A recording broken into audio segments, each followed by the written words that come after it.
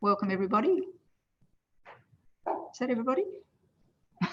Lord Mayor, and Alderman Barakis is not there. Yeah, sorry, and Alderman Barakis. Sorry, I'm just waiting for you to connect to audio, Alderman Barakis.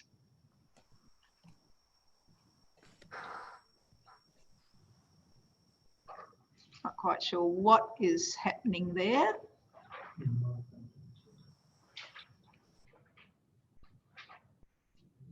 Right. Welcome, Alderman Barakis. We'll get this meeting started. We have no reason to we have no leave of absence, no reason to co-opt anybody. Item 2 is confirmation of minutes from the last meeting. Can I have that confirmed, please? So moved, Deputy. Thank you, Alderman Briscoe. Those in favour, or is there anybody against? Please raise your hand. So that's carried. Consideration of supplementary items. I don't think we have any. Transfer of agenda items. No transfers. Item 6, Planning Authority items, consideration of items with deputations. Can I have somebody move that, please? Thank you, Councillor Harvey. Those in favour? Is anybody against? If nobody's against, I'll declare that carried. So item 7 is committee acting as a planning authority, and we're considering item 7.1.1 10 Whelan Crescent under the committee under the City of Hobart interim planning scheme, and we have a number of deputations from representors. Mr. Garth, could you let the representors in, please? Thank you. I think that's everybody. So welcome to Stephen Robin Lewis, Mercia Bresnahan and Barbara Smith, John Vela and Nick Moore, and we have the applicant, Mr. Dwyer, on behalf of Dylan Burney and Andrew Ryan.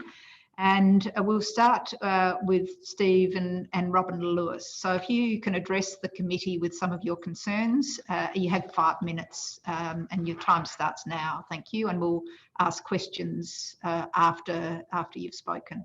Thank you. You just have to unmute yourself first. Try again. Yep.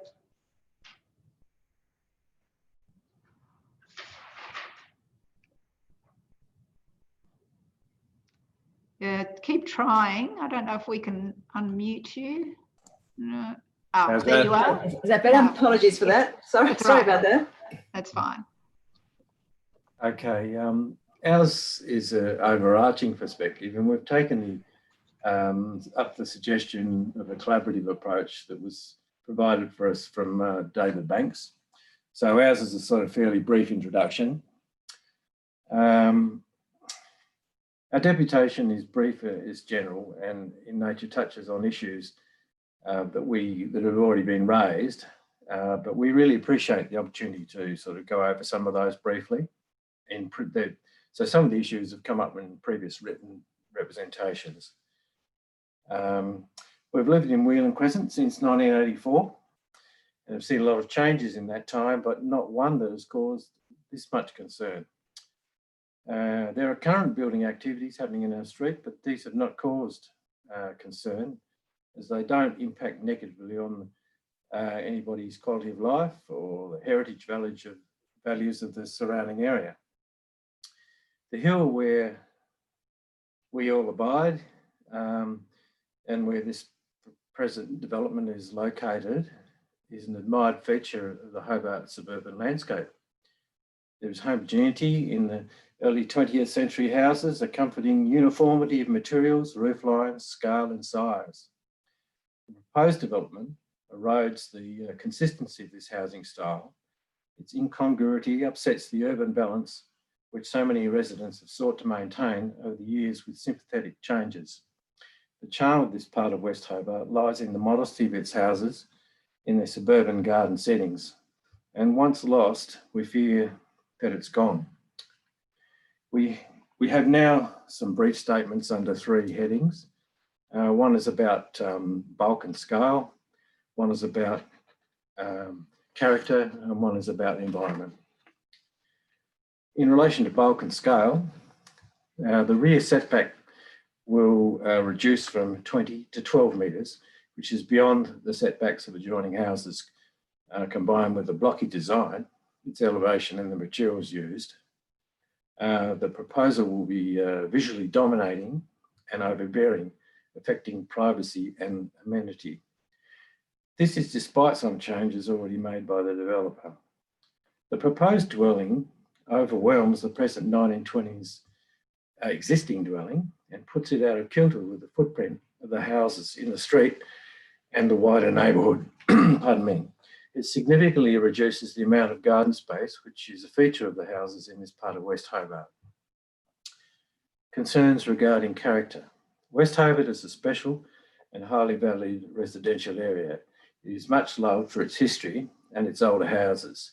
This proposal shows little sensitivity for the existing character of the area and the impact that this out-of-character proposal will have on the neighbouring residents who value this character. The building materials are not sympathetic to heritage values of the street and are better suited to a new development area, not an established suburb. The use of these materials, together with the removal of the weatherboards of the house, has the potential to degrade the streetscape, removing charm from the street. In relation to environment, we are concerned that the development will involve removal of highly valued trees. This includes olive trees and a very large old walnut tree. The removal of trees will further degrade the urban landscape by highlighting the bulky profile of the development, reducing the green belt we currently have and the privacy and amenity for neighbours.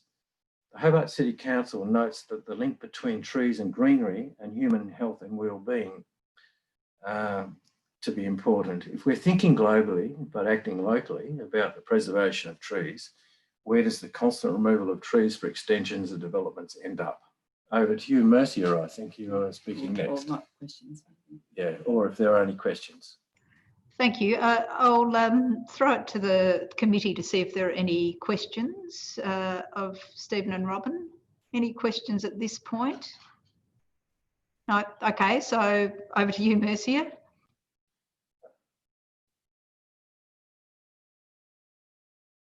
You need to unmute first. And Stephen, could you mute again, please? Thanks. No. Yeah. Sorry. You're away. Yes, just for the committee's information, there's 3 or 4 of the proponents are in the same room if the names don't line up.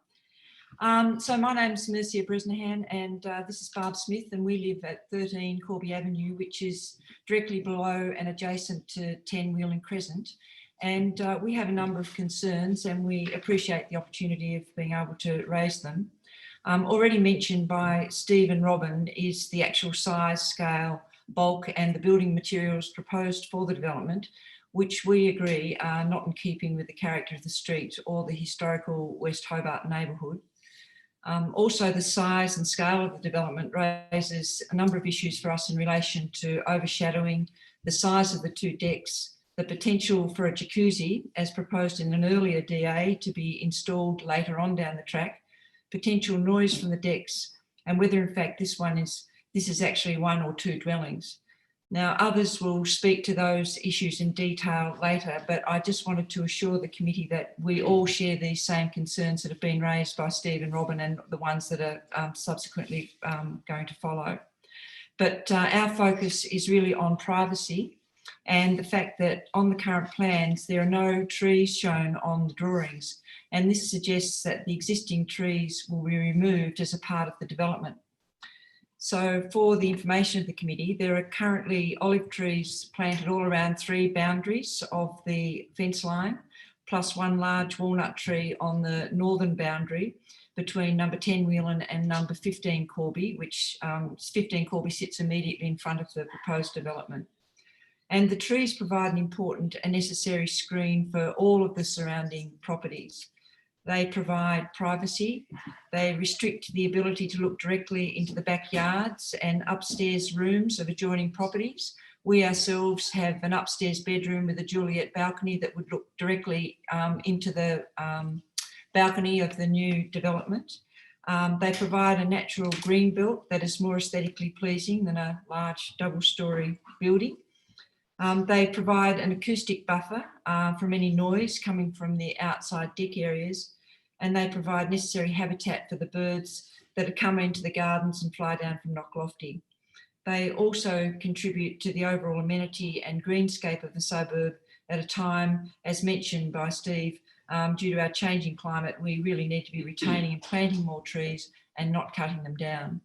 And Barb wants just to add a few things. And our final comment would also, just mentioning what's blatantly obvious, that any suggestion to remove the existing trees and replant with new ones would take many years to get to the height that they are at the moment. And to provide the same level of privacy. So at the moment, the olive trees sit nicely underneath our big black wattle, and the current house is back far enough that it's screened perfectly so that we can't be seen or see from our balcony into their house. And because of the size of the extension of the house and the deck proposed, that would be protruding much further into the proponent's backyard, and therefore they would be looking much more directly through onto our place. And if they were to take away the trees, there would be a huge gap where they could see directly through into our backyard and to in our house. And into this one. And obviously into number 15, which is directly below them. So we're dependent on them at the moment for their olive trees, because our black wattle tree, which provide good screening for them, does not. At the moment, it's big enough that between the two trees there's perfect privacy guaranteed. So we'd be concerned about having to wait several years for a new tree to replace. And we're not able to plant anything under our wattle tree because it's too big at the moment and provides too much shade.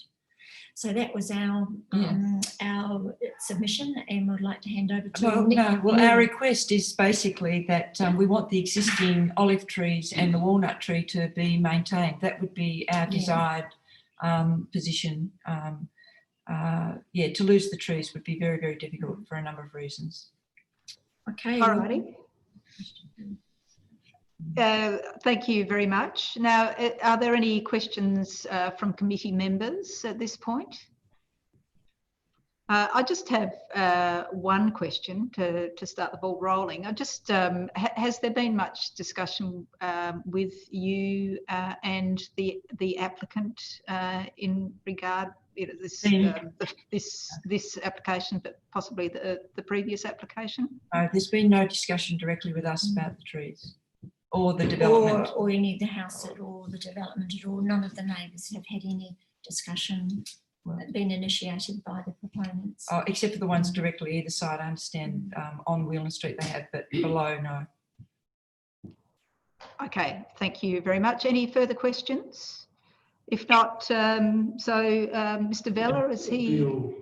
Oh, sorry, it's Councillor Harvey. You've got a question before you go. Yep. This is the third reiteration of this design or of this proposal. So did you have input into the first and the second designs? No, we've not had any direct conversations with the proponent at all. I understand those in Whelan Crescent have, but on Corby Avenue, no, which we are directly underneath the proposed development. So we've had no discussions directly with them at all. And we have put in a representation to all of the DAs that have gone in. So we have been consistently wanting to have a bit of a say about the development, but there's been no direct conversation with the proponent. Bill, it's probably worth saying Sorry, I did have an over the fence conversation with one of the gentlemen when the plans were first about to be shown, and I expressed to him our intent to do it in a neighbourly and friendly way. But I did say, look, people have got worries about the size and the scale and backyard and whether you'd be keeping the trees, and invited him to make an approach to us. But that hasn't happened. So if the trees and the screening of trees could be retained, that would solve your problem? It would certainly alleviate our anxieties and the neighbours along the side who are all below. West Hobart, as you know, is a very tiered arrangement. So they're looking directly into the backyards of John and Sonia and those of us who live either side. So it would certainly mitigate the privacy concerns. I mean, it goes some way to mitigate, I should say. Nick Moore will talk in a moment about the size and the scale, and that also raises privacy issues. But the trees definitely are an important component of ensuring amenity and privacy. Okay, so the screening's your thing, but the size and the bulk, you're aware that it fits the planning scheme. So there's been, this is the third go, and it's within the parameters of the planning scheme. We've got a couple of comments to make about that, but yes, we understand that. But Nick will address those issues from our perspective. Okay, thank you. Thank you. Councillor Dyer, before you go. Yeah, no, I was going to ask the similar question. So if the trees are preserved, happy for the development to go ahead? I don't think happy would probably summarise our feelings, but you know, no one's trying to be deliberately antagonistic, but we have a lot of concerns about privacy, and obviously the size, the scale, it being out of keeping with the rest of the character. Those are concerns because most of us have lived here for around about 20 years. So, but you know, we can't stand in the way of development, and we're trying to be conscious of not stopping them doing whatever they are wanting to do, but we really want to mount our case about the things we're the most concerned about. And as you will hear, you know, just the size, the scale, I mean, it is a very large development, and it's going from a small cottage to a 6-bedroom house with 2 big cement decks, and very big and out of keeping with what we would normally expect. But Nick Moore will address those issues on our behalf. We were trying not to repeat ourselves. All right, thank you very much. I think you can get Mr. Vela now. We'll sub him in. Thank you. Is it permitted that we so order? Mr. Moore, okay. Is that okay? Yes, that's fine. Thank you. Thank you. Look, thank you for the opportunity to address the planning committee. Look, we understand that the planning approval under the permit is recommended for a single dwelling, and that the planner, Mr. Bacon, has provided a condition which is PLNS1, which is that the approval is recommended on the basis of a single dwelling development on the site only. The condition presumably has been applied because if the development was for 2 dwellings, it would not meet the development standards as they relate to residential development for multiple dwellings outlined in clause 10.4.1 of the Hobart Interim Planning Scheme. And under that clause, there's a requirement for 325 square metres per dwelling.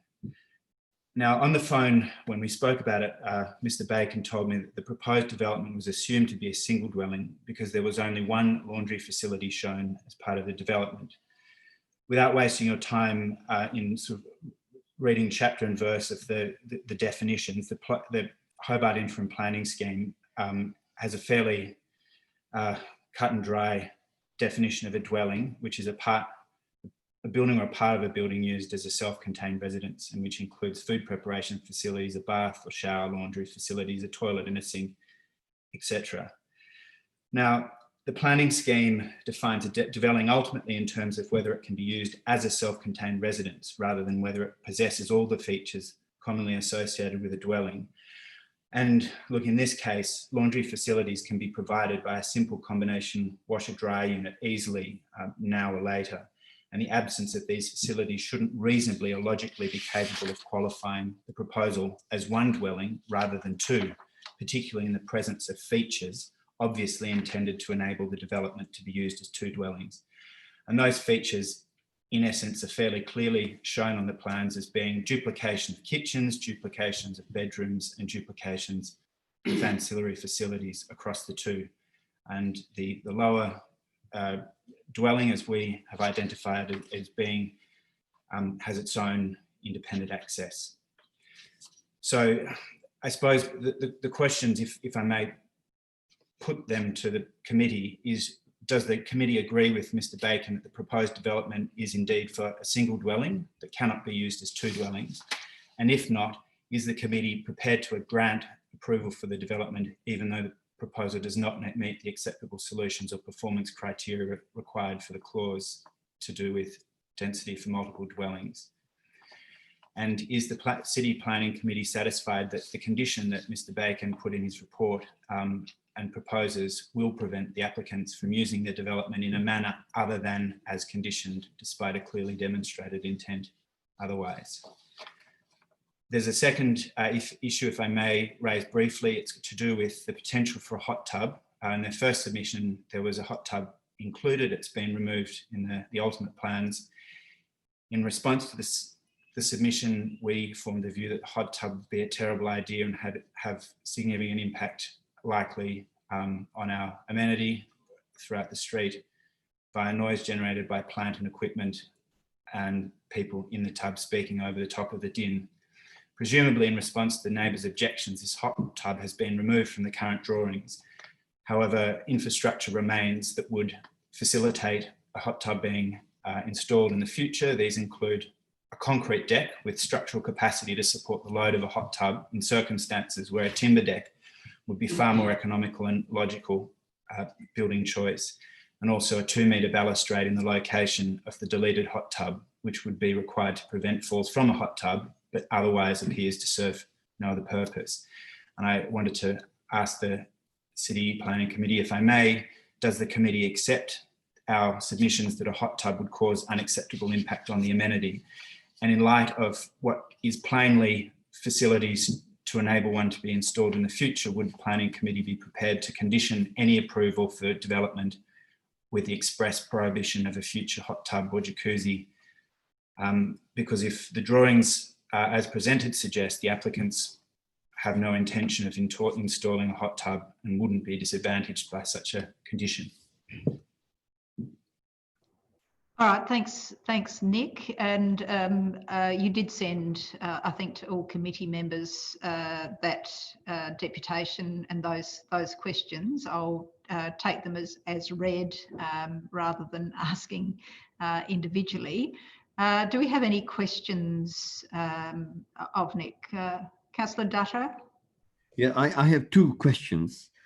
Question number one, you've referred to acceptable solution and performance criteria.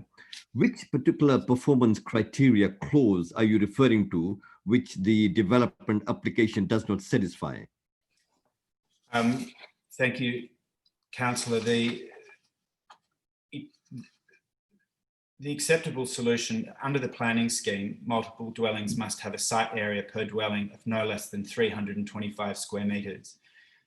Multiple dwellings with a site area of less than 325 square metres must meet the performance criteria of either being compatible with the density of surrounding area, which we submit to the committee it patently doesn't, or it provides a significant social or community housing benefit, which we also submit to council. The proposal doesn't. Thank you. And the second question is this, you've referred to the hot tub. Would it be correct for me to observe that you're making assumptions there?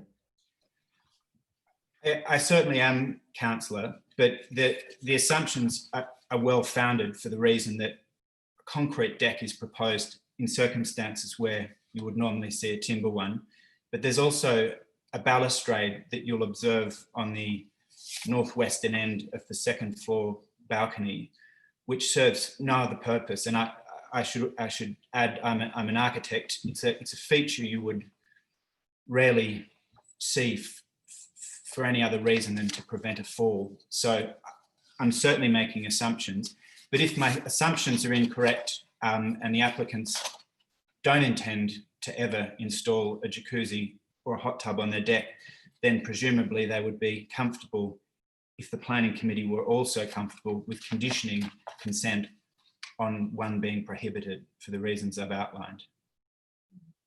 Thank you. Further questions from committee?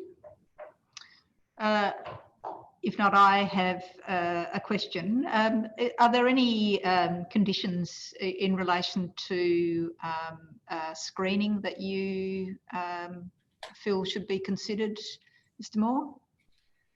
Screening that would serve to enhance or protect the privacy of adjoining neighbours would be welcome, particularly in instances where planting would take time to provide that privacy. Opaque screening from the balcony would be useful and welcome. All right, thank you very much. I don't think we've got any further questions, so I'll ask you to hand over to Mr. John Vela, please. Thank you for your time. Thank you.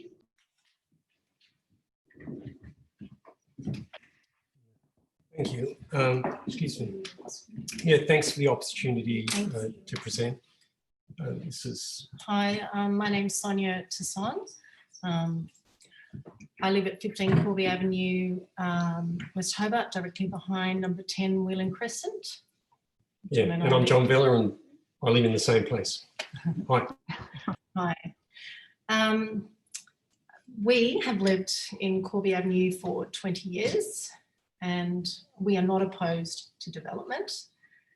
We in fact value and see the necessity to restore these old and original homes and bring them back to life. We've actually gone through that process with our own weatherboard home. We've seen many homes around us renovated, restored and added on to over the years.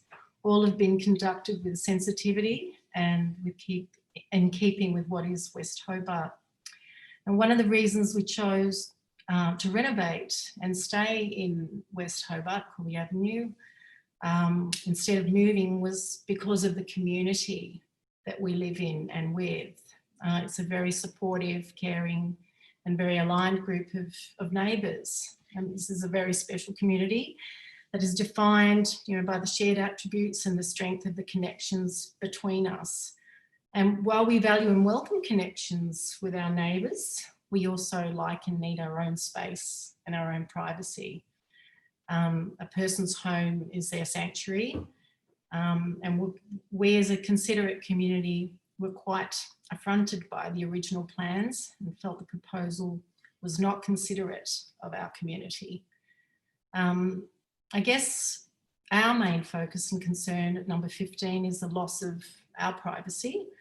It is not clear to us what the plan is for the walnut tree. Presently, it provides a significant buffer between our two properties and we can barely see the existing house. It seems from the plans that the lack of identifiable trees would suggest that the walnut tree's removal. This means our privacy and sanctuary will be affected in one sweep. Removing the tree and proceeding with the plan would leave clear views into our property, living spaces and backyard. Even with the newest proposal and adjustments, we are still left with an extremely large structure looming over us. Our privacy is lost in an instant with the removal of the walnut tree, and it would take years to grow another tree or something else. I guess, we would like some consideration on this matter and to ideally keep the tree, especially as we feel very exposed. Or we will feel very exposed. Thanks. Thank you. Just a quick summary from me, and I'm speaking as a resident directly behind the proposed extension, but also on behalf of the group that you've just heard from. We are a fair and reasonable cohort. We are not anti-development, nor are we anti-fun, hot tub or otherwise. We collectively have a very long term, and I'm talking multiple decades, and literally invested interest in the overall quality, amenity and community of our homes. that are in fact our life's work. This means that we want, as much as possible, to preserve the environment. And in this instance, we're talking about the existing trees in addition to the architectural character of what's here now. We want, as much as possible, to maintain peace. In other words, to reduce acoustic intrusions and disturbances. And we want, as much as possible, to maintain privacy, which means we want to preserve our own space within our homes as sanctuaries that Sonia referred to earlier. In other words, we're advocating for developments to be delivered with consideration, with communication, and with sensitivity. And we collectively have sought today and in our previous representations to provide a fair, open and reasonable account of our concerns. And while we'd like to acknowledge the applicant's efforts to adjust their original proposal to be within the building envelope and to reduce overshadowing and so on, we'd also like to politely request that these additional considerations and conditions that we have chosen to table here and now together also be taken into account. So with respect to this, we would very much welcome an open and ongoing dialogue with the applicants so as to find a mutually agreeable way forward. And in closing, and on behalf of the group, I'd like to convey our sincere appreciation to you, to the Hobart City Council, to the Planning Committee, for the opportunity to respond to the proposal and to raise our concerns. Thank you very much. Thank you to you both. Again, I'll open it to any questions before we hear from the applicant's representative. Are there any particular questions? Mr. Vela, can you just describe what sort of position you are in relation to the application? We are directly, well, behind the actual renovation. So we sit at a dramatically lower level of an incline. I mean, to be frank, the development has been described as two-storey. From our property, from our living space and backyard, it will appear as four-storey in terms of height. And it directly fills our rear boundary, as in width-wise, and has balconies fully along the length from across that width. So in other words, it would be hard pressed to have more exposure than what is currently mooted, particularly if the trees vanish. Thank you. Okay, so if there are no questions, I'll hand over to Mr. Jeremiah. Oh, sorry, Councillor Harvey. Could I just get your views on the garage? I think this is a discretionary part of the development. I'm just trying to figure out what it is, how this will impact as well. Do you have any concerns about the garage at the front? It's a bit tricky for us to respond to that. Can I call you Bill? Or anyway, Mr. Harvey, Councillor Harvey. Anyway, that'll do. Sorry about protocols. Firstly, the garage is on the front of the building, which faces Wheeling Crescent. Now, my understanding is that there were the neighbours actually on that street on either side of the proposed development have raised issues in previous presentations about the carport in the garage. And for reasons I'm not privy to go into, they've chosen not to be taking up this particular opportunity. But I know there are issues with that, but I'm not over and above the fact that it, I think from memory, extends beyond the building envelope, which is the key issue, which is why I think, part of why we're here. So yeah, I'm not actually able to comment on the detail of that. I mean, to be speaking, after having spoken on behalf of the group and now speaking selfishly, I'm just frankly trying to be across the issues that I'm going to be living with, possibly for the rest of my life. Yeah. Okay, thank you. All right, I'll hand over now to Mr. Jeremiah Dwyer, who's representing the applicant. And Mr. Dwyer, you've heard some of the concerns, and perhaps if you could answer some of those concerns, but also you have 5 minutes to address some of those concerns. Good evening, everyone. Thanks for giving me the opportunity to speak on behalf of my clients. I'm the designer of the proposed development, and I'd just like to address some of the concerns that the neighbours have raised. The clients originally bought this block because they liked the native screen that the trees provided, and they fully intend to keep all the trees. There was never any intention to get rid of them. The only reason they weren't shown on the plans, in fact, was because the contour survey did not pick them up. So that's the only reason they're not shown on there. There may be, in this latest iteration, some of the olive trees further up the block have to be removed, and that was because we've had to drop the whole floor plan down 400 mil to make it meet within the building envelope, and therefore extra excavation will mean that we may lose some trees, but they fully intend to keep all the trees they can, because that's one of the main reasons they bought the block. Yeah, a lot of concerns about the jacuzzi.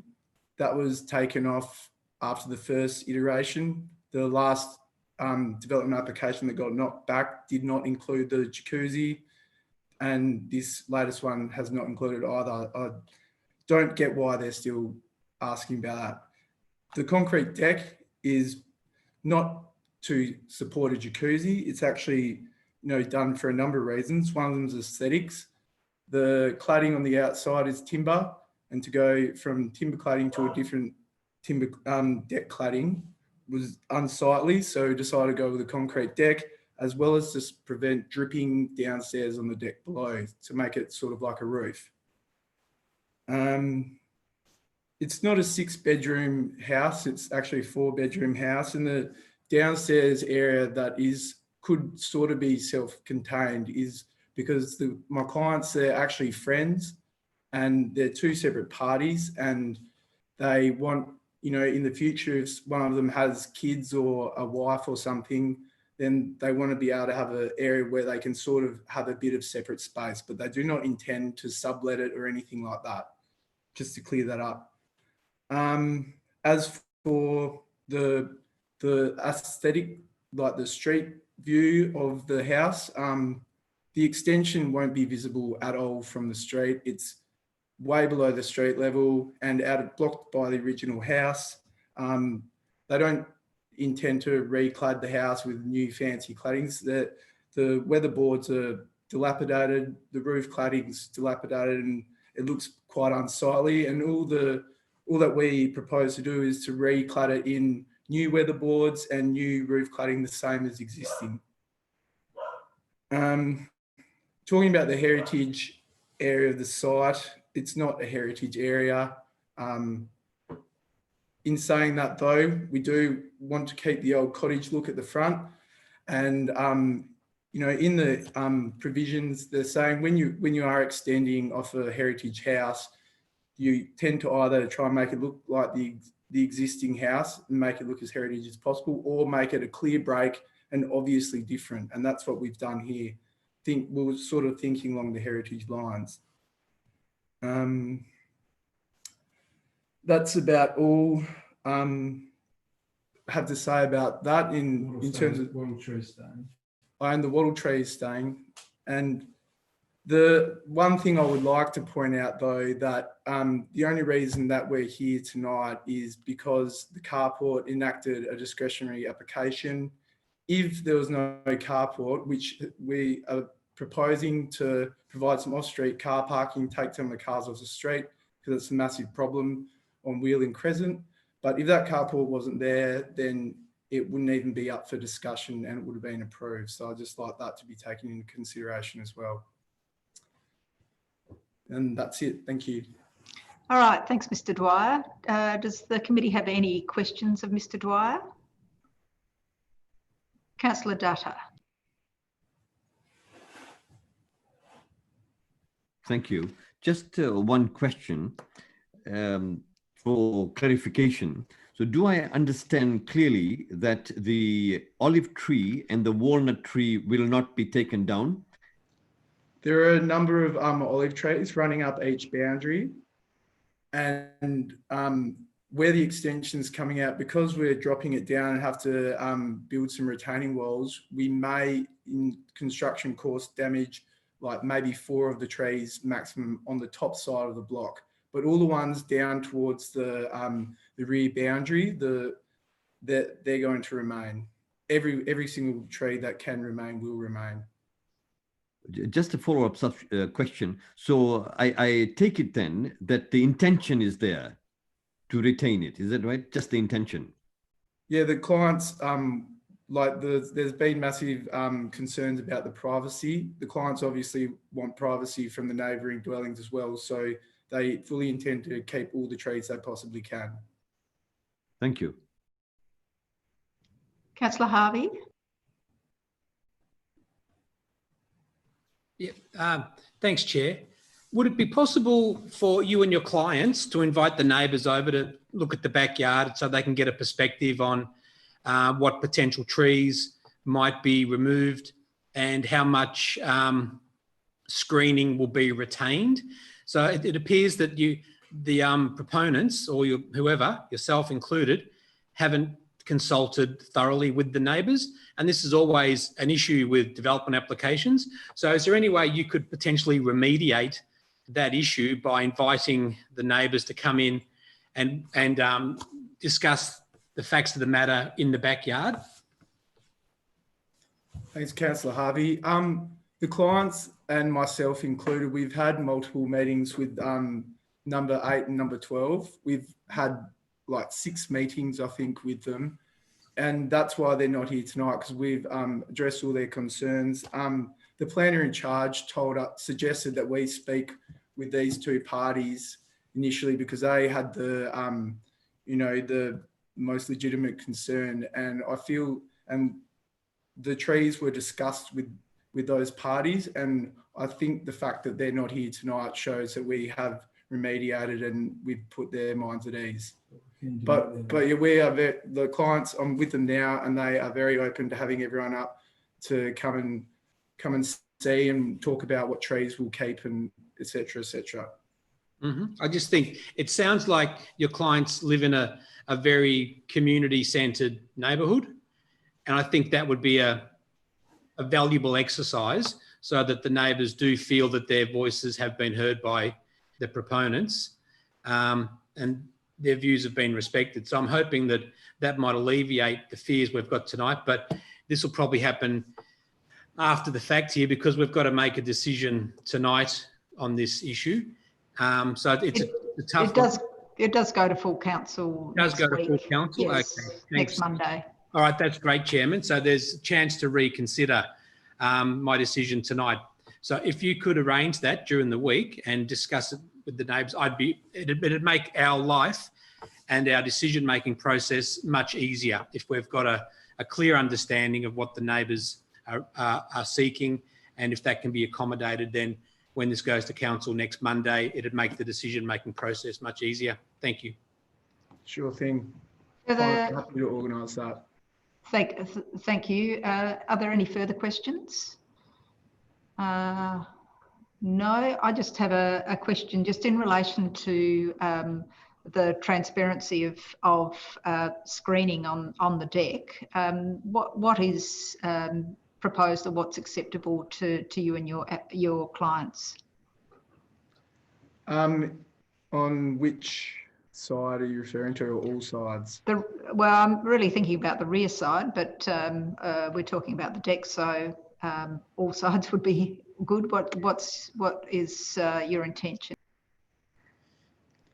So where the privacy screens are currently, I think we've just got the maximum 25% transparency shown, but I'm sure the clients would be open to something more if that'd help alleviate some concern. But the more towards the northeast, that morning sun, they'd like it's set back far enough from the boundaries so that it's not activating any privacy clauses, and they'd like to try and get as much of that morning sun as possible. So no screens there if possible. I don't think you can defend that. All right. Okay. All right. Thank you. Thank you for that. So we've gone through the representations, heard the deputations and the response. I'll now open the item for discussion from committee, and of course Mr. Noy is here if we have any questions. Alderman Barakis, then Councillor Harvey. Thank you, Chair. I'm happy to kick off the discussion and move the recommendation by the officers. I do have some questions for the Director. In the case of the, I suppose just to clarify, this isn't a heritage zone, is it? There was some talks about the heritage aspects. This isn't, that's not relevant in this case, is it? Through you, Chair, look, this isn't a heritage listed precinct or heritage listed site under the scheme. There was also the discussion around the hot tub of the jacuzzi and sort of the speculation as to future intent to turn this more to install a jacuzzi in the area, and a bit of back and forth on that. And there was a suggestions that, you know, the council aim to condition against that. If a planning application was to be required, that'd have to be assessed separately as its own application. We can't possibly condition against future, I suppose, applications for things, can we? Look, that's right. You can't condition out a legitimate future application that could be considered under the scheme. You simply can't do that by way of a condition on the current application. Yeah. Look, I've probably got a few more, but I'm happy to let the debate keep going, so I'll just sit it out for the moment. Thanks. Councillor Harvey. Yeah, my hand was just left up, so but I will take the opportunity to make a comment. Yeah, clearly the jacuzzi was one issue, and it sounds like that. I don't think there could be a condition that would prevent something from occurring, because it might, you know, because I don't think that's within our power.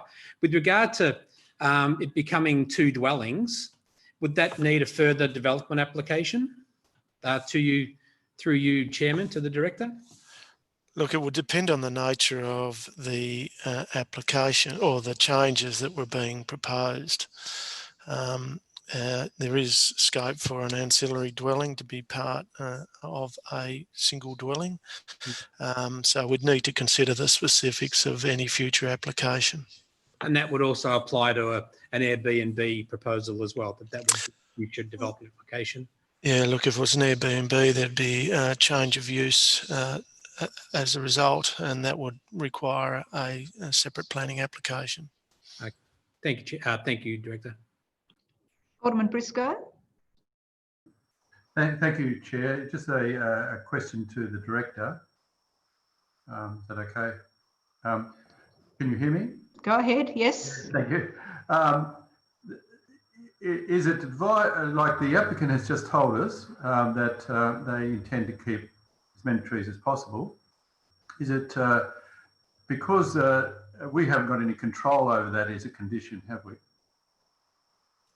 Look, I've sought some advice on that, and while it could be challenged around a condition requiring the retention of the trees, and given the applicant has indicated their support for a retention of the majority of those trees, the advice is that we could include a condition around landscaping that was to my satisfaction, that provided some flexibility for the applicant to remove some of those trees, you know, as a result of the construction process. So we certainly could incorporate a landscape condition. Good. Thank you. Look, I don't think anyone's moved the motion yet. Is that correct, Chair? Oh, no. Oh, you did. All right. Sorry, Alderman Barakis. Oh, yeah, Alderman Barakis. All right. Okay. Well, I suggest an amendment that may be included in the motion, that we do have a condition of retaining trees to the satisfaction of the Director. I'm happy to include that in, Chair. Thank you, Alderman Barakis. Thank you. Thanks. Any further questions? Councillor Dyer? Is there time to have a consultation or a meeting with those neighbours before the council meeting? It sounds like the applicant is willing, and I think the representatives would be willing. So it's probably up to them to organise that. But we have a week between the meeting now and the meeting. Thank you.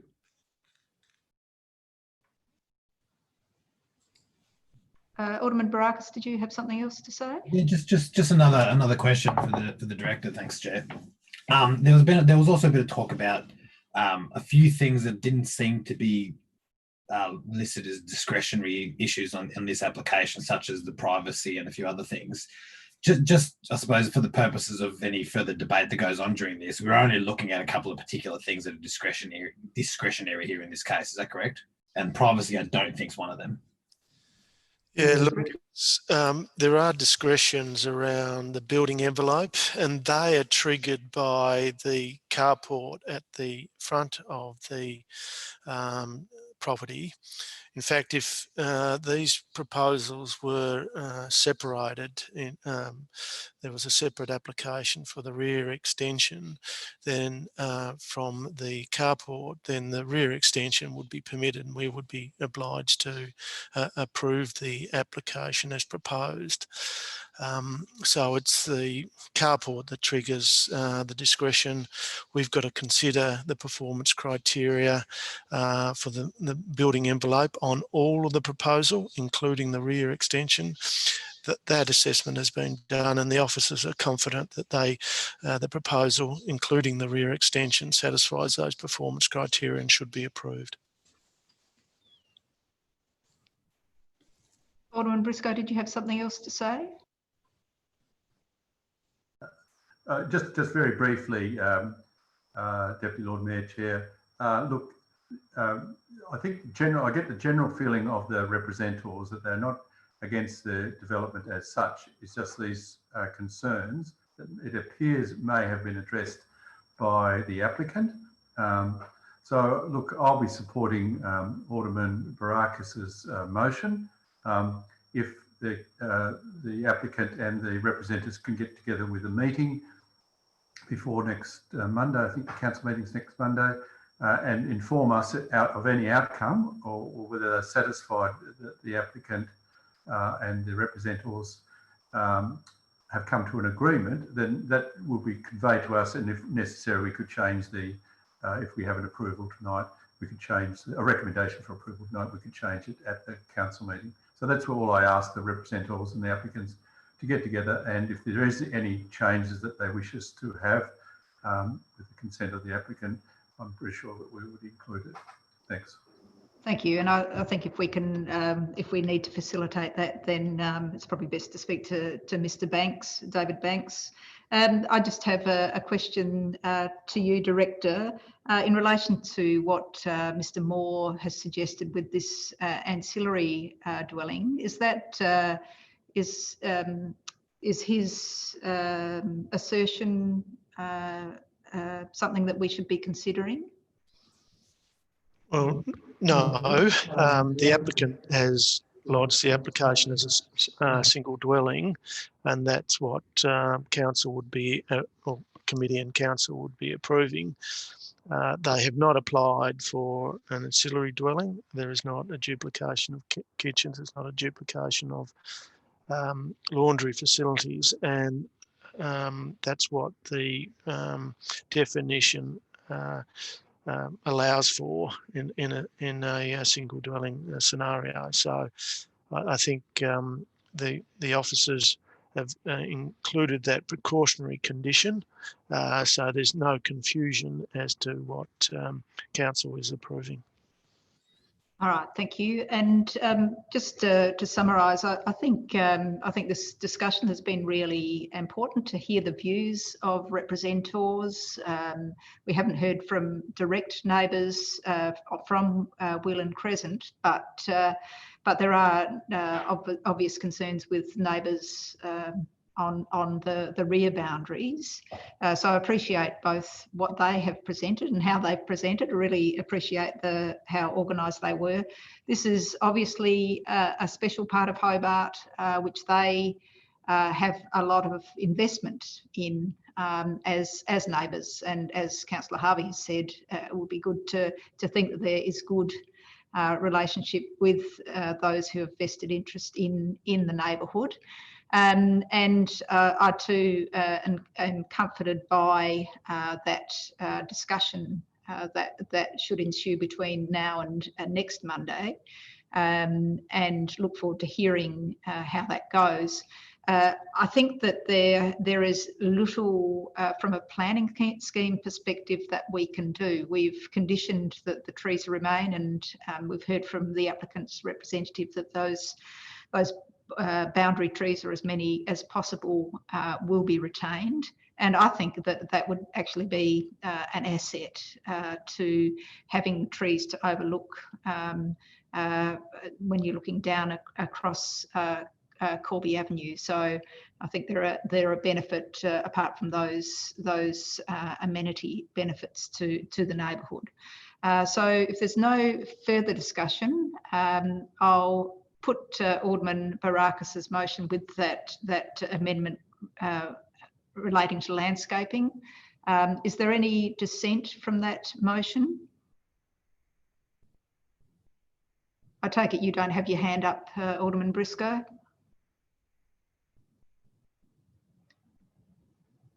I don't think there's any dissent. Okay, so that's passed unanimously, and that will go through to full council as recommended for approval. So thank you, everybody. We'll go now to item 7.1.2, which is 409 Argyle Street, Newtown. It's front fencing and alterations to access. And I'll open the item for discussion. I'm happy, Deputy, to move the motion, the recommendation. Thank you again, Alderman Briscoe. Any discussion? Any questions of the Director? I have a question. So it was deemed that there was no common property recently. So presumably the fence itself is an important component of making sure that there's no shared property. Well, it certainly helps to delineate the rights of various property owners. So, and the stratum title was amended a number of years ago to remove that question around common property.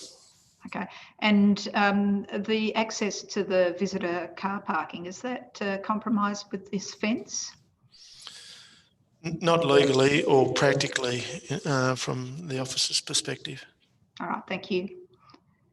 If there's no further discussion, we have a motion for approval subject to conditions. Is there any dissent?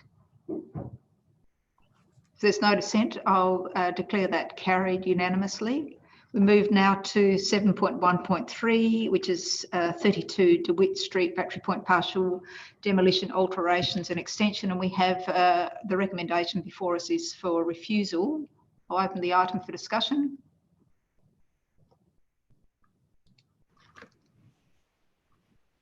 Councillor Harvey. Yeah, Chair, look, I'll move the officer's recommendation to get the ball rolling. I've read the report. It's a very sensitive area, being in Battery Point. Very difficult place to do a lot of things because of the heritage status of the area. So I am happy with the officer's recommendation for refusal, so I'll move the item. Thank you. Alderman Barakas. Thank you, Chair. I've just got a couple of questions for whoever's best placed to answer them. I suppose the issue of contention here is the removal of the wall. Just to confirm once again, this is in a pretty well-known heritage area in the city. Then there definitely wasn't any representations or public comment about this. That's right. Both the property and the precinct has clearly got heritage significance, but there was no representations against or for the proposal. And what was the feedback by the Heritage Council? The Heritage Council recommended approval subject to conditions, as I understand. Yeah. And I suppose this might be one for the Heritage Officer. I suppose the issue is, I suppose when you get down to the report itself, a question of, the significance of the wall itself, and is the significance. Was the wall itself significant? I think we're starting to get into the definition of the term.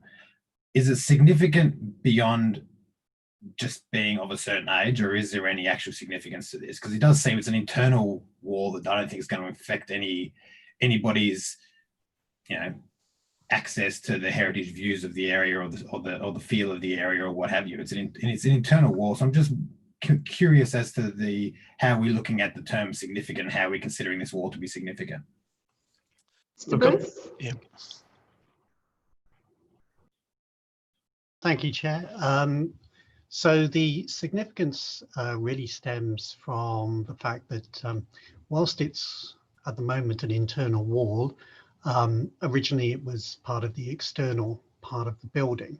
So just to clarify that when we deal with heritage listed buildings, we're not concerned with how much is actually visible. We actually deal with it as a holistic whole. So whether the features are internal or external don't have any relevance as to whether we consider them important or not.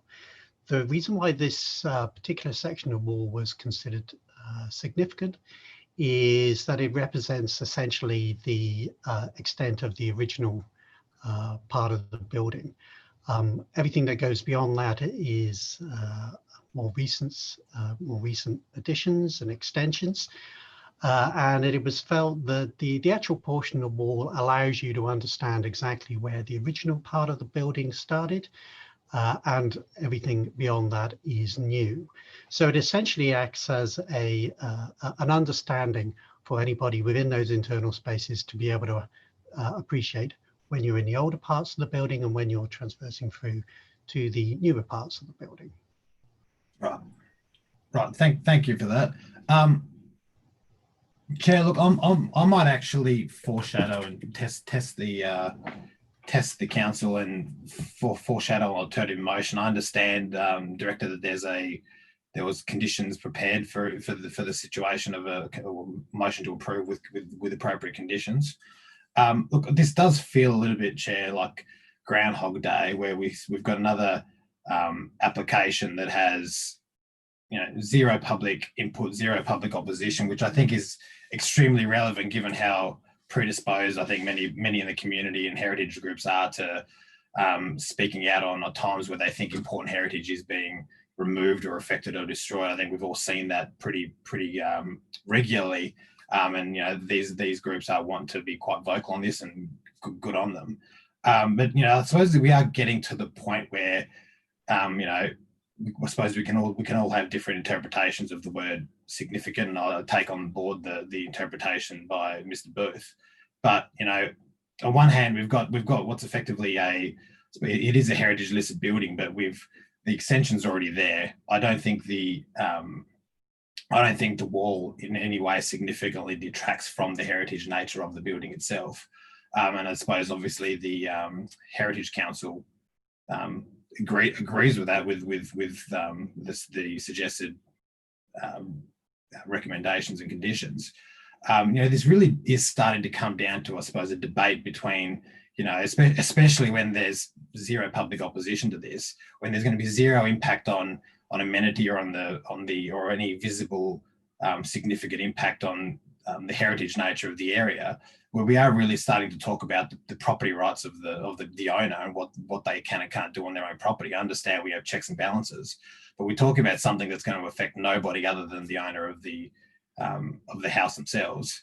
This is something that's going to make their house that much more livable. And we are starting to get into, and it's happened before on a couple of other items where this is really stopping based on some some reasons and recommendations that I'm not really sort of comfortable taking away the rights of the owner to do stuff with their own property. So look, I'll happily test the floor and move and foreshadow a motion for approval, and I hope that this does get approved, because it does seem like something that I suppose the applicant should have that ability to do that for what I think is almost a frivolous sort of issue.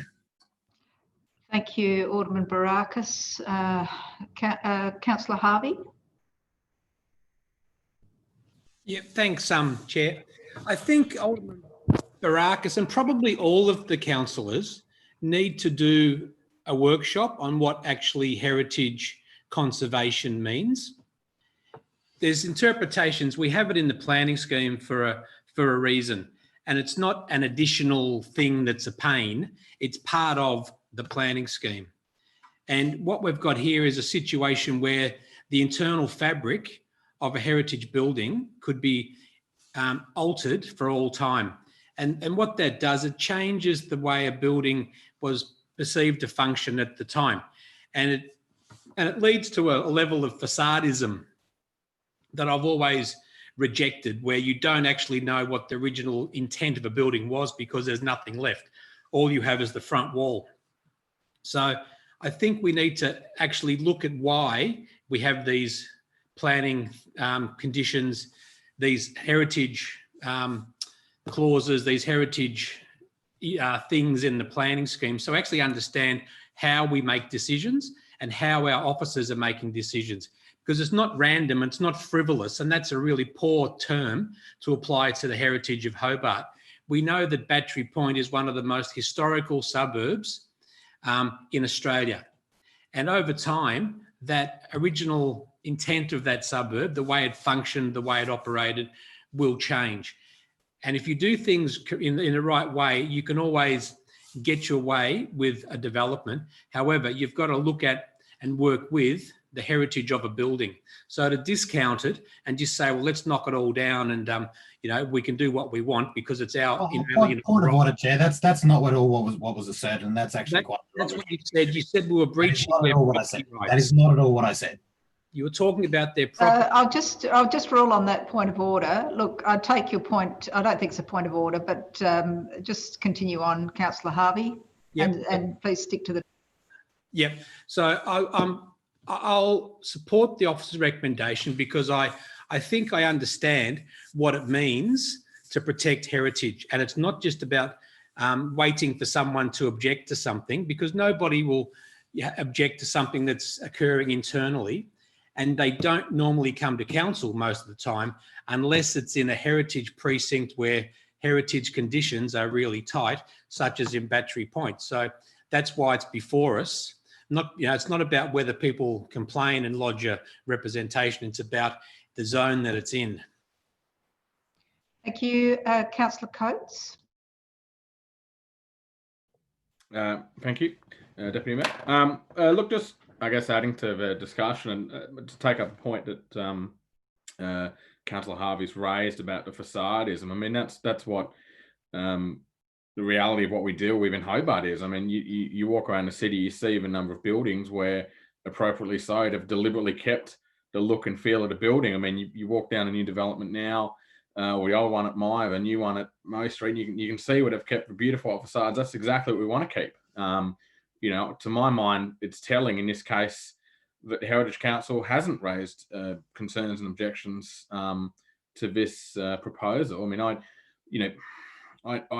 I look at this and I can see what the applicant's obviously trying to, and we're going to get hundreds of these. I mean, they're installing a lift, for God's sake. No one does that by choice. It's an expensive process. And I mean, reading through the E3 planning, the figure 4, where you can see that the existing building, frankly, isn't fit for purpose, and it's an internal wall. So, look, I struggle to see the heritage value of something that's locked away, and I think we do need to, where appropriate, actually look at what is heritage, what can be kept for social and cultural value, and obviously juxtapose that with, well, ultimately we need buildings that are safe, that are warm, that are reliable. but allow disability access, and where people need to put, I mean, you look at Hobart Town Hall, for instance. Today I took a lift. You know, was that part of the original heritage of that building? Maybe not. But, you know, it's something that in this day and age we need to have, and ultimately should encourage people to be putting in. So, look, you know, in this instance, respectfully, I think the Heritage Office is a little bit too much concern for the internal heritage and perhaps not so much for the practicality of it. And so I would actually be supporting this development and not supporting the recommendation of the officer. But for what it's worth, I think we'll get hundreds and hundreds of these, especially of an elderly demographic, where people rightfully need to change the internal composition of the homes. And we're going to be put in a position where, if you like, we have to rule on them. And I think we'll set a very nasty precedent if we stop people from being able to adjust their homes to make them livable. Thank you. Yes, thank you, Councillor Coates. And we might find that the lift in Town Hall is heritage listed at some stage. Over to you, Alderman Briscoe. Thank you, Deputy. Look, I have had trouble with the Wi-Fi in Town Hall today. So I've been dropping in and out. So a question I might ask may have already been answered, but I'd start off with a question to the Director. Can you confirm, Director, that this is cannot be, this wall that's proposed to be demolished, partly demolished, cannot be seen from the street or from any part outside of the property? That's correct. Okay. So it's not facades. It's not a facade, is it? No, it isn't. It's the rear. So I can't. Yeah, it's not a facade. So I can't understand Councillor Harvey's logic there. Point of order. I wasn't. What's your point of order? I've been misrepresented. How have you been misrepresented? I was talking about these sorts of things lead to a facadism, and that particular development is not facadism. So could you please correct your comment, Councillor Briscoe? If you've said that, we could check the tape that you said this leads to. I'm happy to correct my comment. So we'll check later. Well, that's what I was implying. Oh, you're implying now. So we've got to read your mind. The words you said. But however, I will correct my words if we find that Councillor Harvey did say that, then he'll have to correct his words. So I'm happy. So if you can keep going, Alderman Briscoe, and committee's reminded to try not to personalise comments where possible, please. Well, no, this is an argument about what's a facade and whether it's an internal or external wall. Now, I live in a heritage house. I had a great fight about 10 years ago to get an internal loo or a toilet, bathroom put in my house.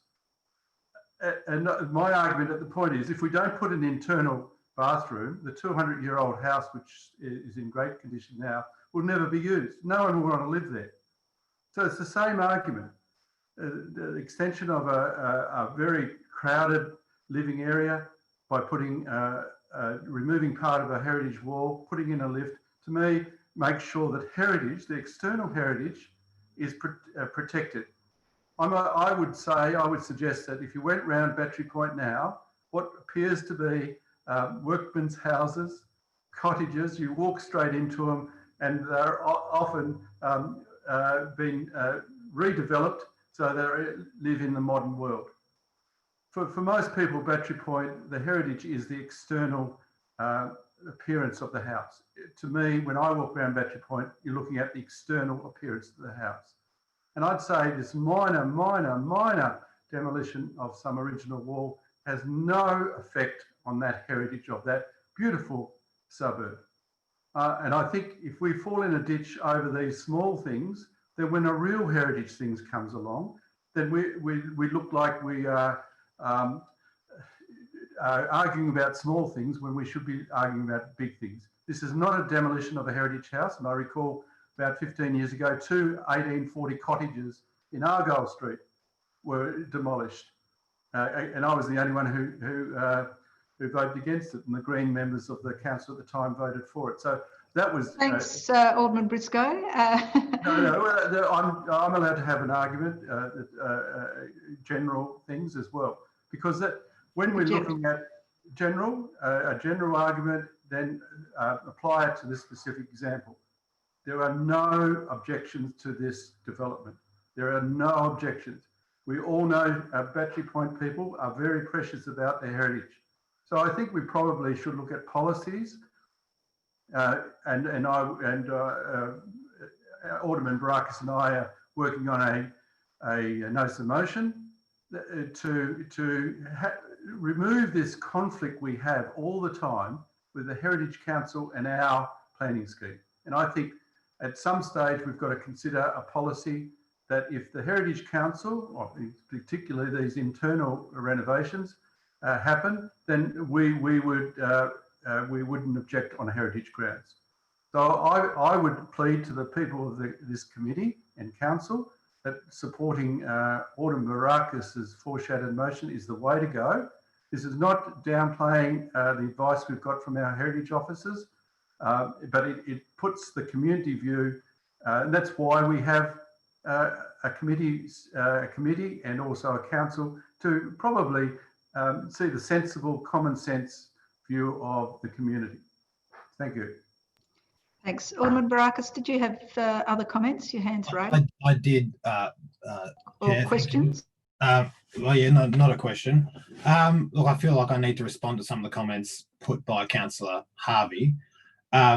This is a matter of degrees, obviously, when we talk about anything planning, especially anything discretionary. None of the suggestions that I made were to suggest that we should be knocking everything down and having open slather, anything happens. But the same applies on the other side. Just because something's heritage doesn't mean we should be opposing everything. And the same argument could be made, but it would be misleading to make such an assertion. And as Councillor Harvey realised, it doesn't feel nice to be misrepresented. I would happily direct Councillor Harvey, as well as the rest of the committee, to page 173 of the agenda that we have provided, which is the report by the Tasmania Heritage Council, the same body who purely exists to monitor and defend and maintain Tasmania's heritage. So that's an important point to note. I imagine that the Tasmanian Heritage Council isn't okay with open slather destruction of heritage buildings or heritage listed precincts, Councillor Harvey. But the point that they made was in regards to the wall. They were happy for the application to be approved, provided that the original position of the removed section of the wall, inclusive of door or window openings, must be permanently marked in the floor surface in a manner that enables the original position of the rear wall and placement of the door and window to be understood. That does go back to the comments put forward by Mr. Booth, in that the concern about the removal of this wall was the removal of the understanding of the place. The Heritage Council themselves seem okay with the idea of us of the applicant removing this wall, so long as there is a understanding of the area and understanding of the space and how it all orientated together. This is a matter, and this whole debate is a matter of the significance of this. If we talk about a significant part of a significant heritage building, then yes, we have to be careful in maintaining that. But the question is, do we think that what's now an internal wall that used to be the back wall of this building, do we think that removing part of this breaches anybody's benchmark of what's considered a significant part of a heritage building?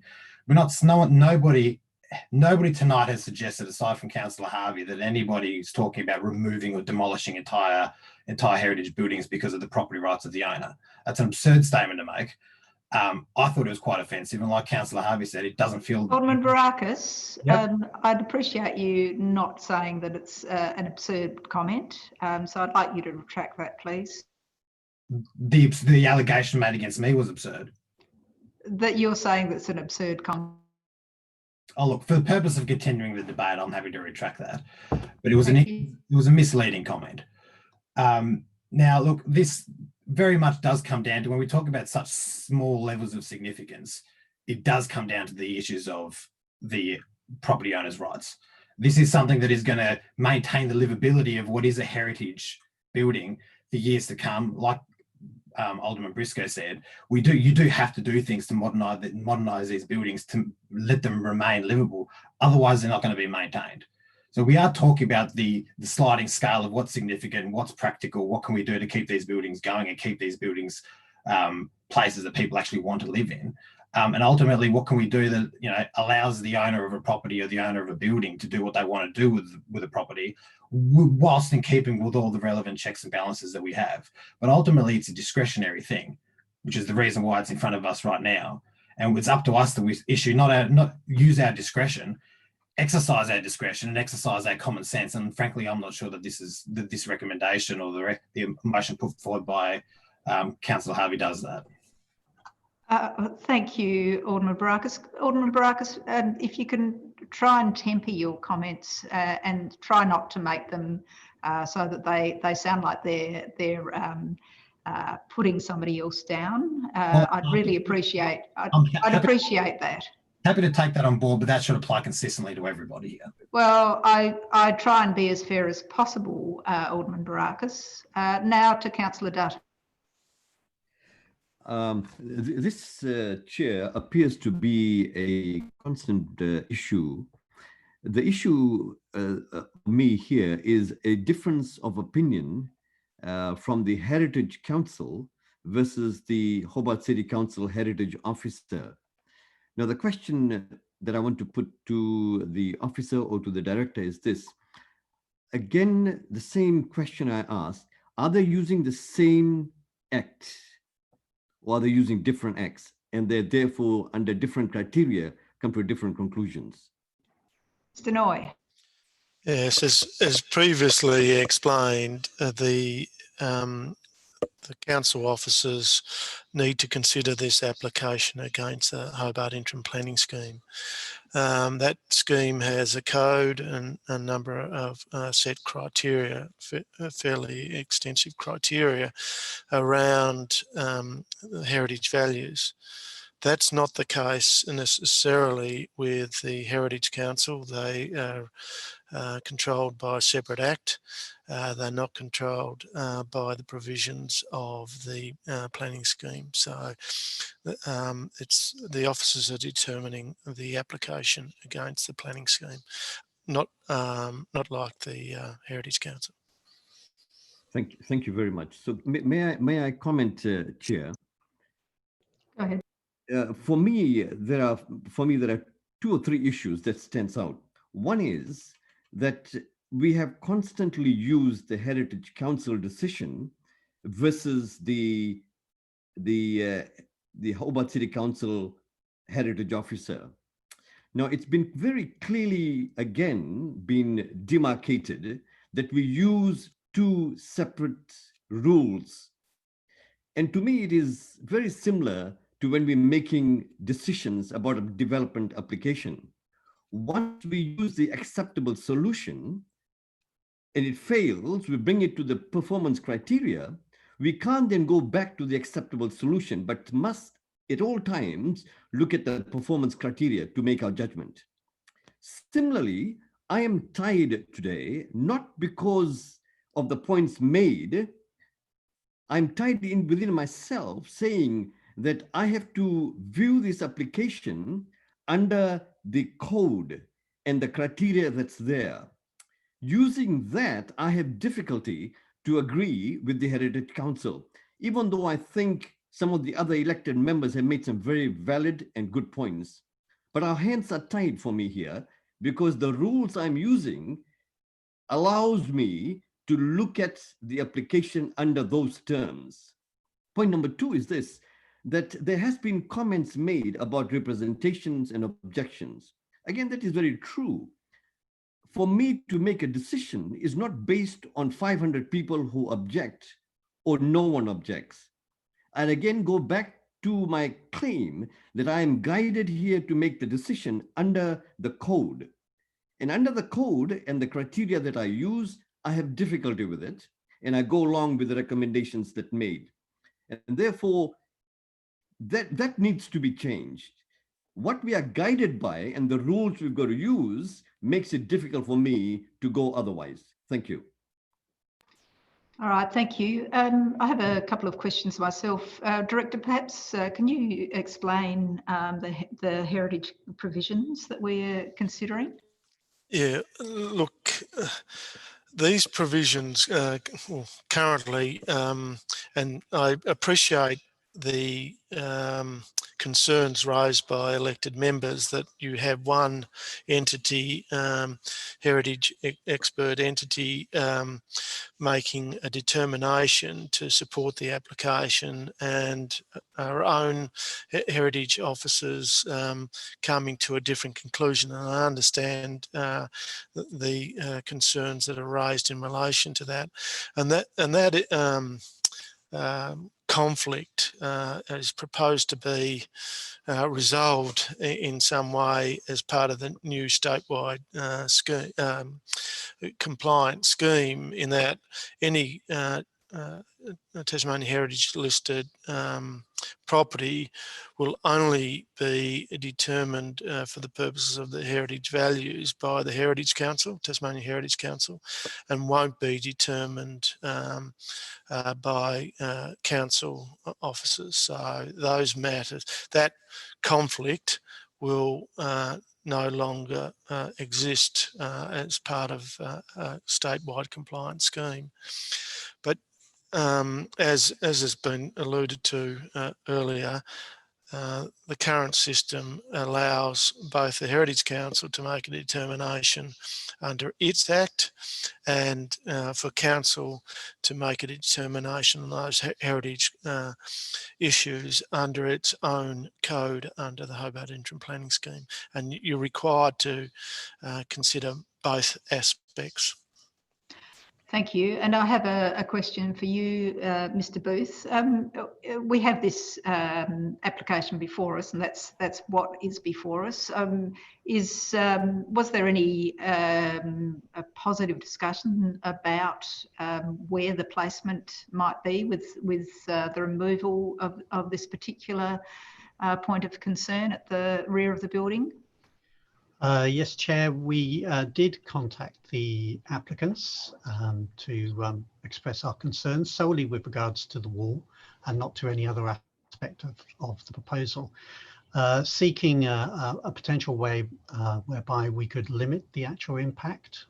So we suggested that we would allow the actual removal of the sash window. The door that sits within the actual wall itself is not original, so we had no objections to removal of that, so that effectively it could actually be partially sort of opened up, so long as the actual window opening and the sill were retained. We weren't able to condition such a suggestion, as that would be tantamount to refusal, and the applicant did not decide that they would wish to amend their plans to go along with that suggestion. Okay, thank you for that answer. Look, I think there are arguments put by both sides of this for and against, and it is a vexed question. The original motion was put by Councillor Harvey, is that right? Yes.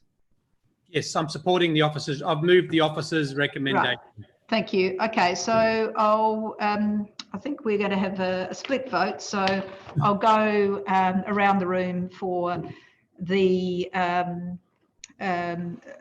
recommendation for refusal. How do you vote, Alderman Briscoe? So we're voting on the Councillor Harvey's motion for refusal. Officers' recommendation. Yes. Councillor Harvey's motion for refusal. Yes. Against. Thank you. Councillor Harvey? For. Alderman Barakis? Against. Councillor Dyer? For. Councillor Coates? Against. And I'll vote for refusal. So I think, Mr. Banks, we have a tied vote. That's correct, Chair. So that will... So that motion fails. So we take the... You can take Alderman Brax's for Alderman Brax. Okay, thank you. So Alderman, do we need to speak to this motion? Is everybody ready to vote on it? I would like to speak to this.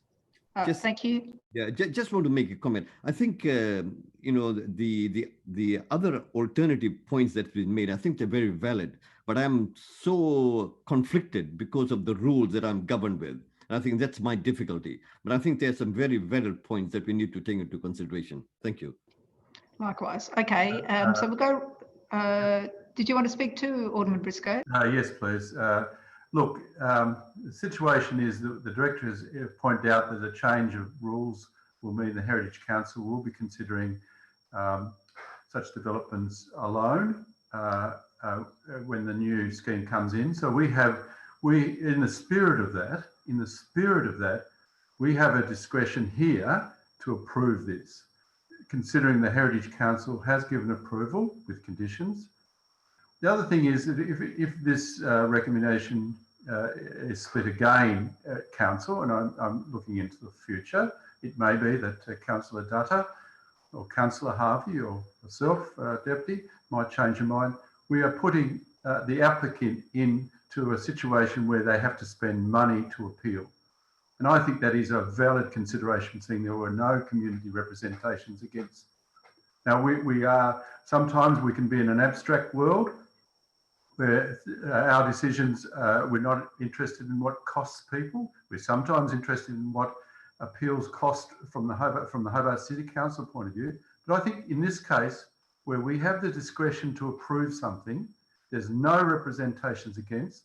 There is a change of law coming when we have a statewide planning scheme within maybe months, who knows? And if we decide to reject this application, then we're putting one of our ratepayers into more expense to appeal, if they choose to appeal. But I think in light of all those facts, I think we should exercise his discretion and support Alderman Barakas's motion for approval. Thank you. Thank you. Alderman Barakas. Thank you, Chair. I wasn't going to speak, and out of not wishing to prolong this any further, Councillor Dyer did say that he was feeling like he was stuck in a position where his hands were tied, and if I may be so bold as to try and offer him a solution to that situation, part on page 144, we've got E13.7.1. And the performance criteria is that, the demolition must not result in the loss of significant fabric form, et cetera, et cetera, et cetera. I think that goes back to the point I made in the previous motion put by Councillor Harvey.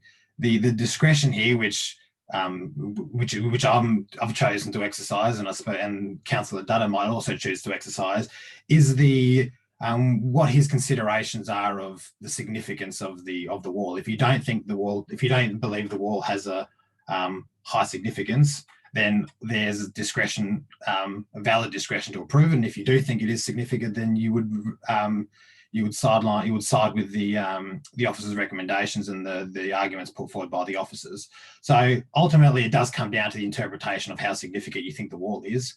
You can take, we've got a diverse range of, we've got the consultants, the private consultants report that spoke about the wall. We've got the Heritage Council, and then we've also got the officers themselves. So there is a diverse range of views on the significance of this wall, and I suppose ultimately that's where you're able to exercise your interpretation and your discretion, Councillor Dyer, as the same would apply to everybody else.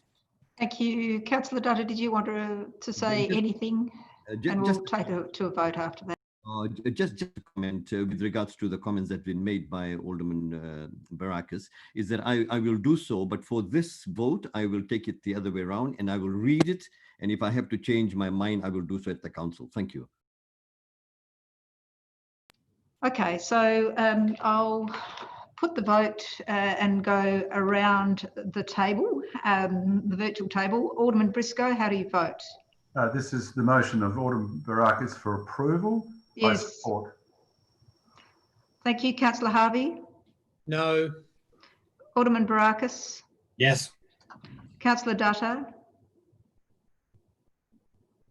Councillor Dyer? I can't hear you. Against. Councillor Coates? For. And I vote against, so it's a tied vote, and we'll have this discussion again, no doubt, at full council meeting. We go now to 7.1.4, perhaps less contentious. Just a question. In regards to that, does that go to council with the officer's recommendation, or does that go to council as undetermined by committee? Mr. Banks? That's referred, Chair, with our recommendation to council. Thank you. Okay, so 7.1.4, 324 Davy Street. Can I have a motion, please? I'm happy to move that, Chair. Thank you. Any discussion? If there's no discussion, is there any dissent? There's no dissent. I'll declare that carried unanimously.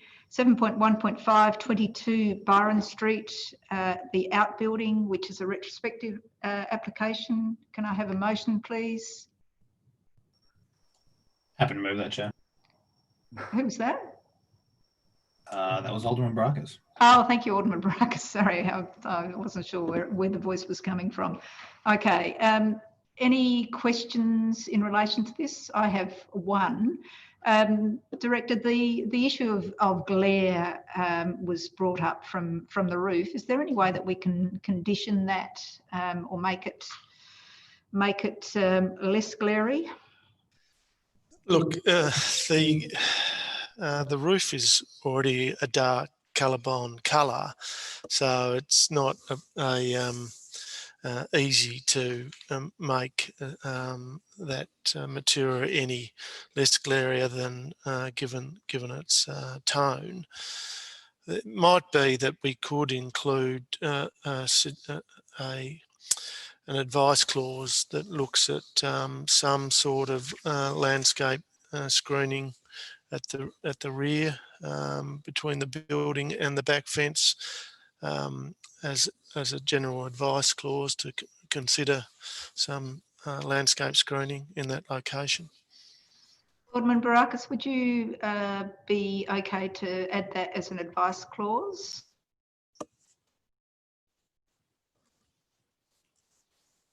Alderman Baracus, are you there? Apologies, yes I am. Yeah, I'm happy to have that included.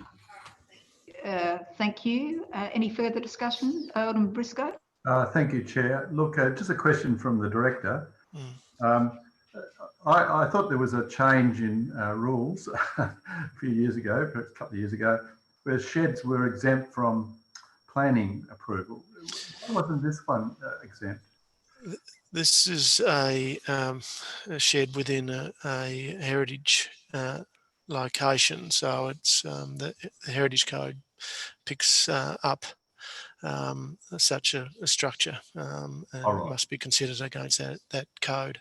So if it wasn't in, so a supplementary question, Chair. So if it wasn't in a heritage precinct, it would not have been picked up. It would just need building approval. That's correct. Yeah, that's correct. Yep. Further discussion? If not, is Councillor Coates is out of the room? Is there? Councillor Coates is back in the room. You can't. I was just filling up. Leave your desk. I've got a just ensuite right now. I was filling up my water glass. Okay. So if there are no further comments, is there any dissent for this motion with the advice clause, of course, attached? No dissent, so that's carried unanimously. We now go to reports. 8.1 is proposed changes to delegations, and I ask for a motion for Alderman Baracus to take the chair. Could somebody move that, please? I'm happy to move that, Chair. Alderman Baracus be the chair for this item. All those in favour? Aye. No dissent. Thank you, Alderman Baracus. Over to you. And well, thank you, Councillor Burnett. Does anybody have? We've got item. Where are we now? I should have it in front of me. So item 8.1, the proposed changes to delegation. Do we have anybody to move that item? I'd like to move that, if I may, and move that the recommendation read that hold on, I'll just get the right page.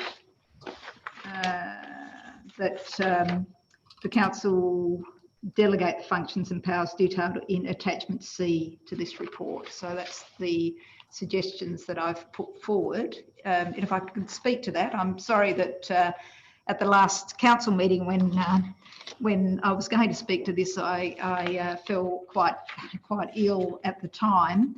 And I think the discussions that we've had in relation to this and the officer's recommendation, and I thank Ms. Aby for doing the work. I think there are a couple of considerations that we as elected reps should be considering as with any delegation, and there are two main areas of that. The two main reasons, I think, firstly, is that we are elected by the community and should consider concerns they raise as a committee or council, but in this case, it's delegation more to a committee that I have put forward. And we had a classic example this evening. We had representations from about 10 representations, and we had 4 of those representors providing their arguments and their concerns, which aren't necessarily picked up just in representations that we might read. And I think it's really important, and it has been important for the community of Hobart over many years to present to their arguments and their concerns to committee. So I think that rather than delegating more to officers, that we still have delegations up to 6 representations to committee, but that committee makes that decision. So it's just increasing the role of the committee. The other point is really around when council is applicant. I think, like if we were going to put that back to council officers, I think it removes some of the transparency and good governance in relation to council deciding on a council application for one, or council-owned land being considered. So those are really the main points and the main thrust of my argument. And it doesn't resolve committee of responsibility, but as we have said, and I had a discussion with Councillor Coates earlier today, having that discussion at committee by representors, I think is a really valuable point. And of course, we got a good outcome today with further discussion between parties who may not have had that chance to discuss directly with the applicant when we're talking about 10 Will and Crescent. So I think in summary, we should be acting as a planning authority with power vested in us, and I believe that we shouldn't expect delegation to occur too much to council officers in both these circumstances.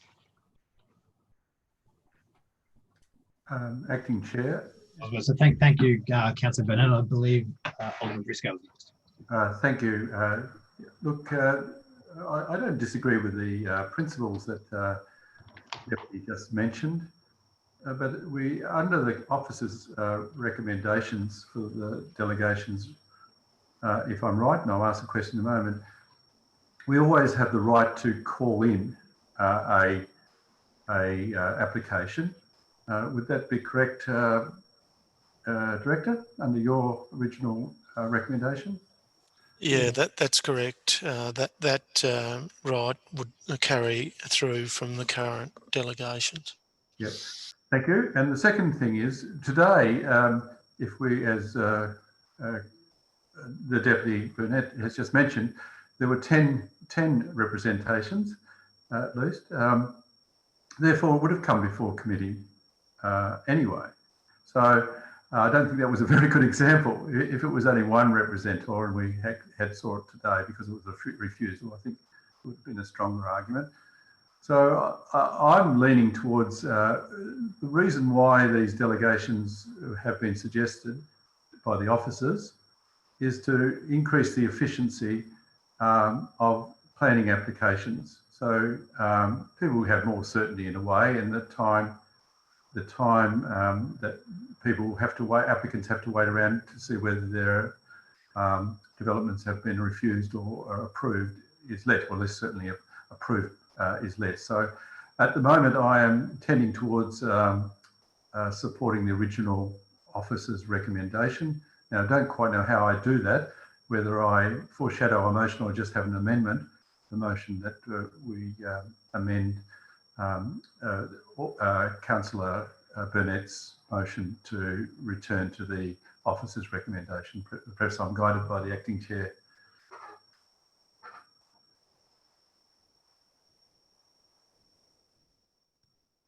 To me, I suppose that's ultimately up to you, Alderman Briscoe. We can continue to listen to debate until you're ready to make a decision. I guess we can come back to if you'd like to foreshadow an alternative motion, or we can. It's up to you if you want to move. I'll foreshadow a motion, so it may not get there. A foreshadow motion that we take the original officer's recommendation, as we've heard many times amongst various councillors, that the officer's recommendations are very important. And I think in this case, the argument is quite strong for the officer's recommendations. Excellent. So we have a foreshadowed motion by Alderman Briscoe, but we've still got the current one moved by the Deputy Lord Mayor that we're discussing. Does anybody else have anything to contribute? Can I ask, to the director, what would have happened in the DeWitt Street application where there was no representations? That would still go through the same process because it's a heritage precinct or heritage area. So that would still go through the same process of committee and then council. That's correct, because it's a recommendation for refusal, so it would still need to go through to full council. Mm-hmm. And because if the decision tonight had have been overturned on that particular one, it would have gone through to council still. But if it had been a recommendation for approval, we wouldn't have seen it at all. Yeah, that's correct. Yep. Thank you, Councillor Harvey. Councillor Coates. Through your acting chair to the director, I guess I'm at a disadvantage. I don't have the history that some of fellow members have. I just want to get an understanding, given the current where they are. I mean, how often have we seen stuff being called in by members? Is that? I mean, it seems to me that it doesn't really happen overly often, or hasn't happened in my short time. I guess where I'm trying to get an understanding from is obviously that exists as an option, seems to be not very or seldom used. And you know, I guess if we start raising the bar a lot, is that something that might perhaps happen a lot more? I mean, just on my knowledge, obviously the one at Macquarie Point got called in, but in your experience, is it very common for stuff to be called in by members, or not so much at the moment? Look, it's, I mean, I would get an application called in probably once every month or 2 months. And often those applications are ones that do have a number of representations associated with them anyway that would be coming to committee. So would that occur more frequently? It possibly could. But you know, it's difficult to say. Thank you, Councillor Coates. Councillor Dyer. Thank you, Acting Chair. Now, I am of the view that the recommendations suggested by the Deputy Lord Mayor are quite substantive in the context of community, and I would take that on board. Secondly, I still believe that we are the planning authority, and it'll be good for us to go down that path and keep things in check. And the final point that I want to make here is this, that we sometimes use the office's report or recommendations just to support our particular position. But we do differ sometimes with the recommendation, and sometimes we support them. And this is the fact of life. So I would be supporting the motion mooted by the Deputy Chair. Thank you. Thank you, Councillor Dutta. And if nobody else has anything to contribute, I'll make a couple of comments and we can go to a vote. I'm inclined to lean towards the original officer's recommendation. I think I'll take the points that the Deputy Lord Mayor put forward. I think that ultimately, though, we do need to look at, and I think this was the intent of this coming to the committee in the first place. Looking at the balance between trying to remove, the red tape or whatever you want to call it, and try and streamline the process for applicants, while at the same time, using, taking our role seriously as planning authority and administering the checks and balances to make sure there's not rampant and inappropriate developments happening.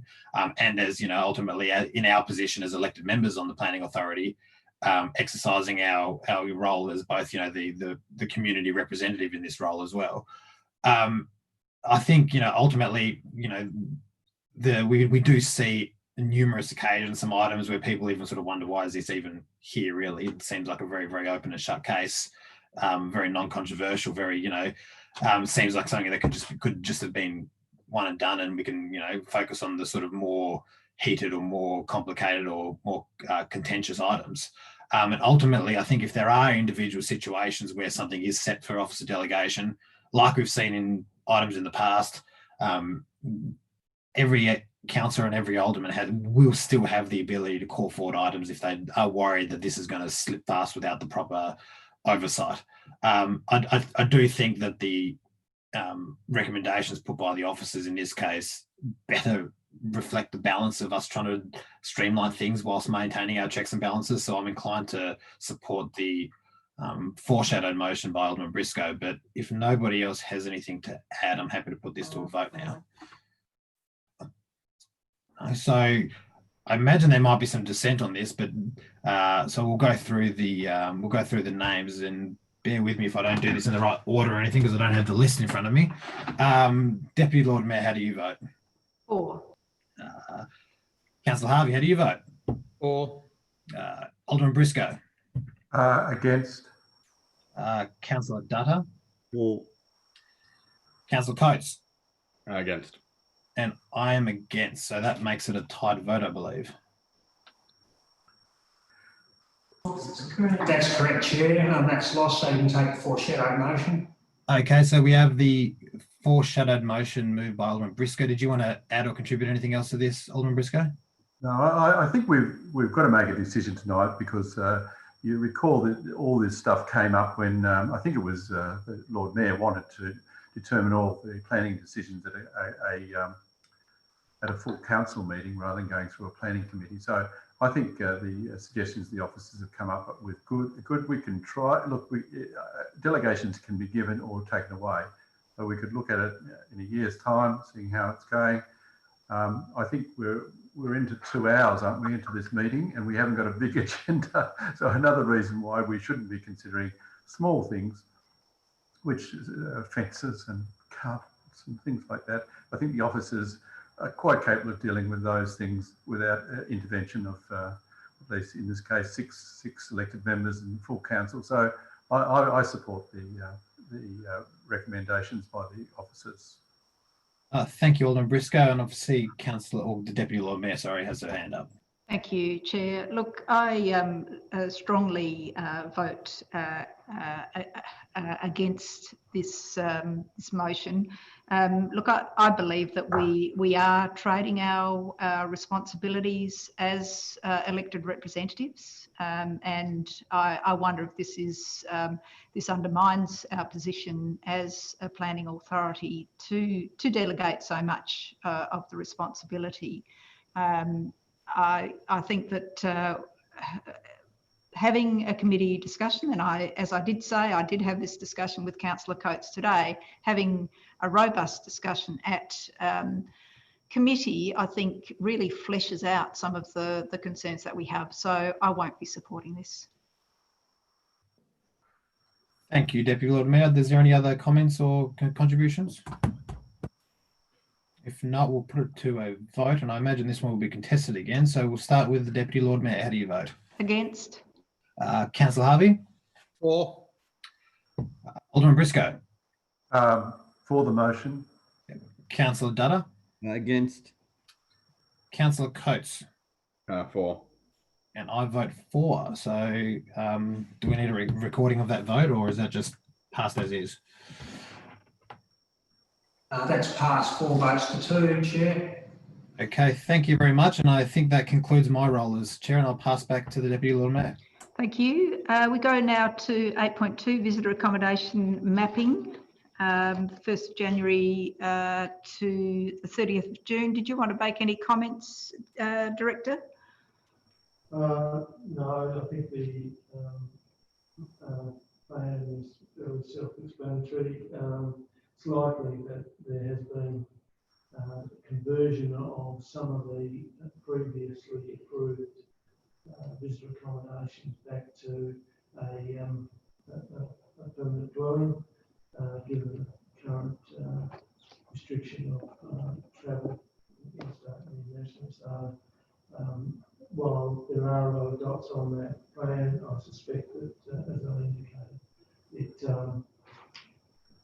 Sorry to interrupt. I believe that we were just listening to you through Councillor or through the Deputy Lord Mayor's microphone. I'm sorry. Yeah, that's right. Sorry, I realised just as I completed that. But in summary, what I was saying is that the previously approved properties, it would be likely to expect that they've been, a number of those would have been converted back to permanent dwellings, given the current restrictions on travel, interstate and international travel into the state. So that's all I would say in relation to that. Further discussion, Alderman Barak. Thank you, Chair. Just a question. This might be a hard one to answer, I guess, but the application, well, sorry, the reduction in the number of Airbnbs that we have here, are they, if they come back, do they need to be re-permitted, or how long or do those permits sort of last as long as they last? Like if we're talking about a, because my sort of thing that I'm thinking of is what might be happening here is, obviously the Airbnb market's been decimated, and you might end up with my theory is that we've got a lot of people that might be putting 6-month, 12-month leases on their rental property, waiting for things to go back to normal and then going back to Airbnb. Is that something they'll be able to do without coming back to council for applications, or how does that work? Yeah, look, it's a legally it's a technical, I suppose, issue, but the permit would have to lapse for a 2-year period. So there is some scope for them within that time horizon to reactivate the permit or that use under those circumstances. So hypothetically, if I owned an Airbnb property and I put it onto a 6-month or 12-month lease, yep, and things went back to normal, so to speak, I wouldn't need to then re-permit necessarily if the permit was still valid. That's correct. That's correct. Any further comments, or can I have a recommendation? Councillor Harvey, do you want to move this? I'm happy to move that it be received. But one more question. Could we please include in future data the total number of Airbnb or short stay accommodation? Because here we've got the 6-monthly one, but could we put in a graph that describes or a figure that describes the total number as well as the 6-monthly count? Because I couldn't count all those dots. Yeah. No, look, happy to include that figure. Thank you. If there's no further discussion, is there any dissent? Nope. So that's supported unanimously. City planning advertising report. Can I have a recommendation, please? So moved. Thank you, Councillor Harvey. Any comments? Just a question. Councillor Dyer? With regards to the Newtown Hospital, that's coming back to us, and do you know when it's coming back? Yeah, look, we expect that to be the first August round of meetings, that it'll be coming back. Thank you. Okay, so we have a motion. Is there any dissent? No dissent. I'll declare that carried.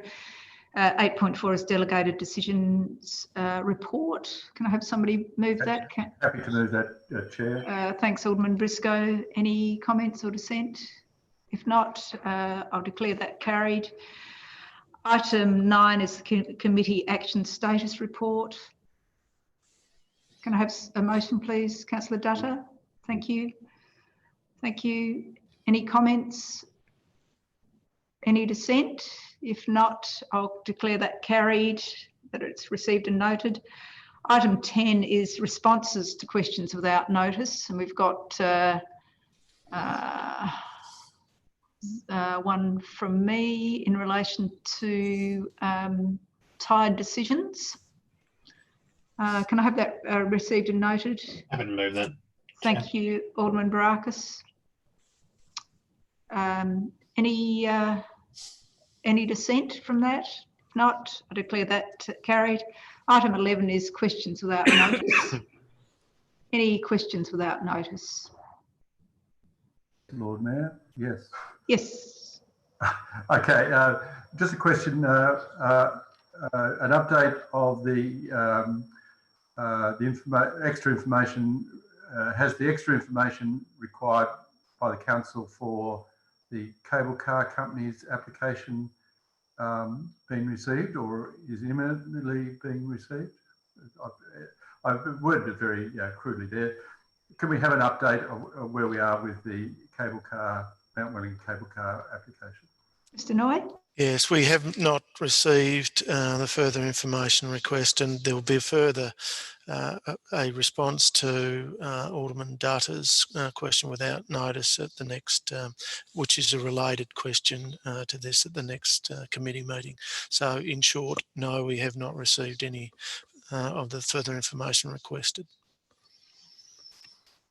I have a question to you, Mr. Noy. Mr. Noy, could you advise us as to whether there have been any breaches in relation to wood smoke from fires, and have there been many reports regarding wood smoke?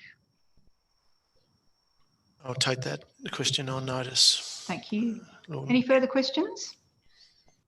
If not, we'll move now to item 12, which is to move into the closed portion of the meeting. Can I have a motion? Happy to move that we close the open and open the close. Thank you. No dissent.